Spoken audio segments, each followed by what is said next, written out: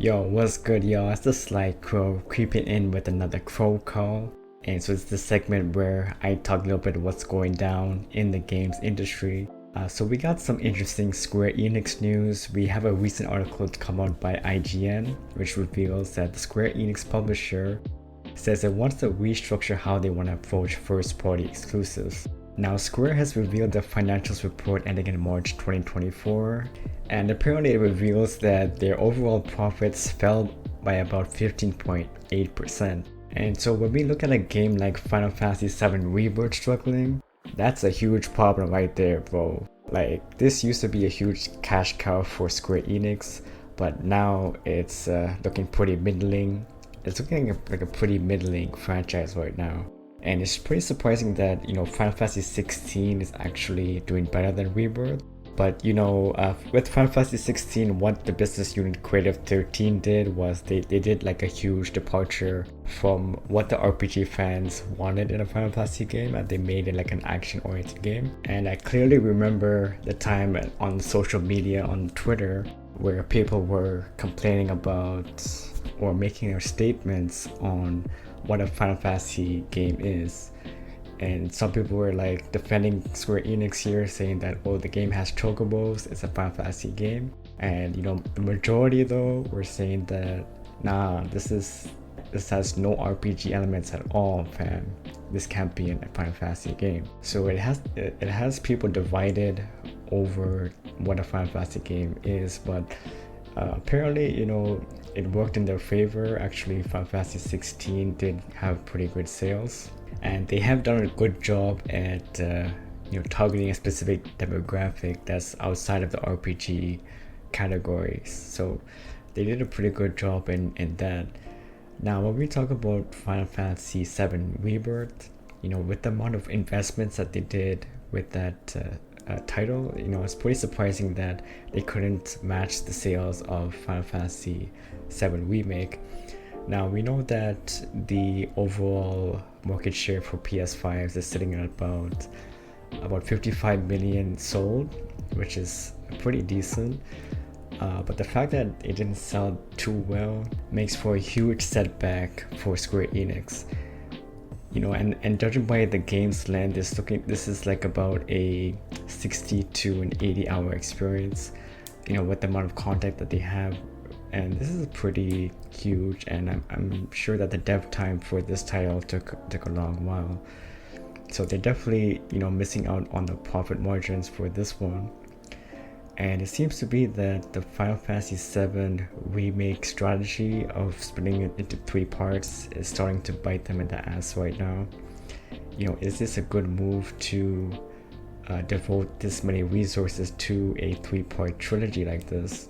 Now, I do remember listening to a few critic reviews, and they were saying that, Rebirth is a disjointed adventure when it comes to the story. Other people were complaining about the unnecessary padding in the contents of the game. So when we divide the original game into 3 different parts, it's pretty sad to see that the Square is like doing this overly padding when it comes to the story, and it seems to be that they're unnecessarily milking this franchise. And now we're seeing the fruits of the labor coming to fruition with the poor sales of Final Fantasy VII Rebirth.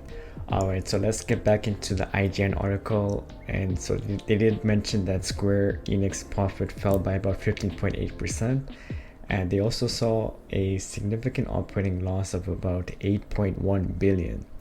And that's a huge net loss right there. And Square Enix said it will aggressively pursue a multi-platform strategy that includes Nintendo platforms, PlayStation, Xbox, and PCs. Note the wording here of Nintendo platforms, as Nintendo sets to announce its Switch successor before April 2025. This is a pretty good strategy in my opinion, especially including Nintendo here. And judging by the recent spec leaks for the Switch 2, it's looking like a pretty promising piece of hardware and it's rivaling the Series S. And it's also using the NVIDIA chip inside there with DLSS technology. So it's a pretty good move to have the multi-strategy approach. I am curious to see if they do opt in for the Steam releases day one instead of the Epic Game Store. But we'll see what happens with this approach here. Alright, so I wanted to get into what the community is saying about this, and I did find a few interesting comments on the Steam forum, which we have the main user complaining that the sales of this franchise is going downhill. So we have this comment from this user named KOK, and he says, "I just love how Square Enix in bloody 2024 still thinks console exclusive is gonna make people go, ooh, it's magical, let's go buy that console. Not knowing that they are the only ones with these console exclusives coming out missing the giant mountain of sales on PC nowadays, with Steam Deck and many PC handhelds that could have easily put 1 million sales in Square Enix pocket first month, let alone many more sales when it's on sale."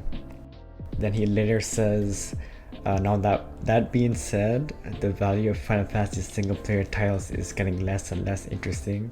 FF16 sold 3 million and they celebrated it, not knowing it was people interested in the new title for a new chance to see where the series is going.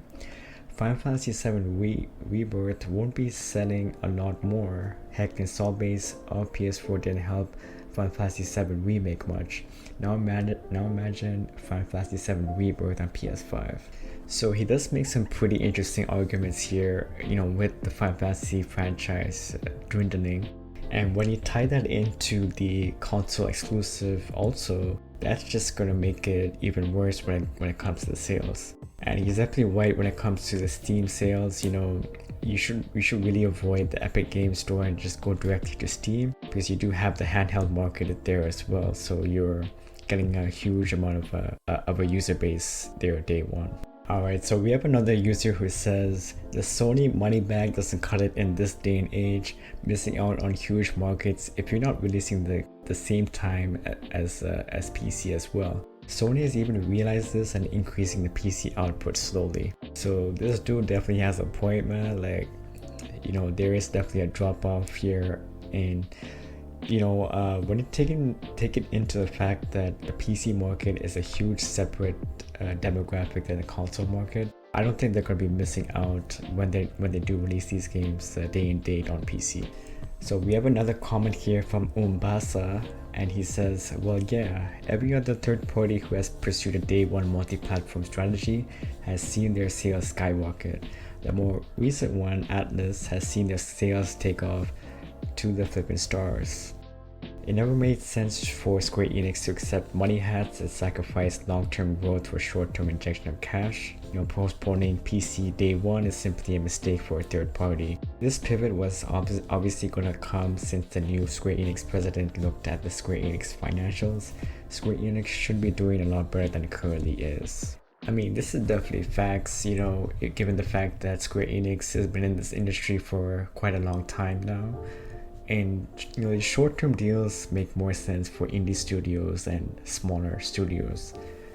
So this is definitely facts, and given the Switch 2, he did talk a little bit about the Switch 2 here, and being it's going to be selling more in Japan, and that's definitely an interesting thing to consider as well. And so for me personally, I feel that the console market right now is in a tough predicament. You have games like Alan Wake 2 that have a large budget behind them, as well as Final Fantasy VII Rebirth, and they're still not selling well in this current climate.